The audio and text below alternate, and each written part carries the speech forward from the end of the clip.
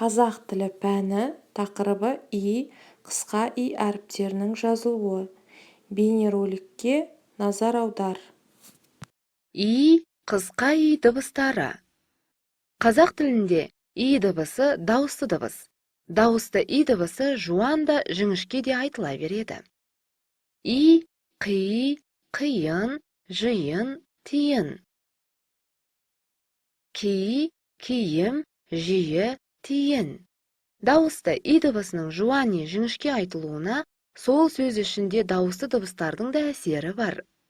Мысалы, ширақ сөзінде дыбысы екінші буындағы дыбысының әсерінен жуан айтылса, ал шиірек сөзінде екінші буындағы жіңішке дауысты дыбысының әсерінен жіңішке айтылғанымен, дыбысы дауысты жіңішке болады. Қысқа дыбысы дауыссыз дыбыс. Әріпі дауысты дыбыстан кейін жазылады. Мысалы, ай, ой, үй. Қане, жаңылтпашты бірге айтайық. Ай, айдарбай, мүйіз сиырыңды үйіне айдай бар. Ал жаңылтпаштағы қысқа дыбыстарына тоқталайық.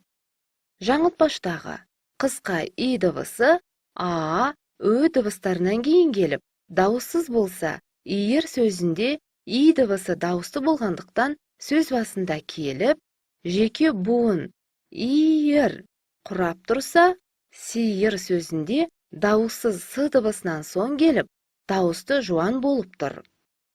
Айдарбай, мүйіз үйіне айдай бар сөздерінде дауысты дыбыстарынан соң келіп, қысқа дауыссыз дыбыс болып тұр.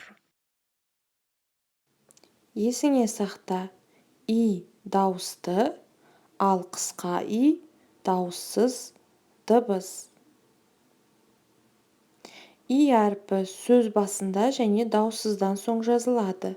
Мысалы, жиек, би, ит, иса. Ал қысқа әріпі дауыстыдан кейін жазылады. Мысалы, ай, мойын, мейіз, қайыс.